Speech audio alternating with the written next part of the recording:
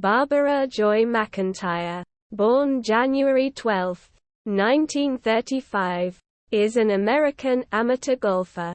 McIntire was born in Toledo, Ohio. Living in Florida, she began playing golf as a young girl and at age 15 made a splash at the 1950 U.S. Women's Amateur by eliminating six-time champion Glenna Collett Vare in the opening round.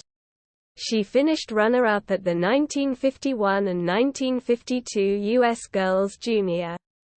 A student at Rollins College in Winter Park, Florida in 1956, McIntire came close to becoming the first amateur to win the U.S. Women's Open when she was tied with professional Kathy Cornelius at the end of regulation play but lost in the ensuing playoff. In 1957, she won the first of her 6 North and South Women's Amateurs. Then in 1959 at the U.S. Women's Amateur she defeated the reigning champion Anne Quast in the quarterfinals and went on to win the tournament. The following year, she won the 1960 British Ladies Amateur, becoming one of 8 women to simultaneously hold the American and British titles and earning her the cover of Sports Illustrated magazine. She also won the Women's Western Amateur in 1958 and 1963.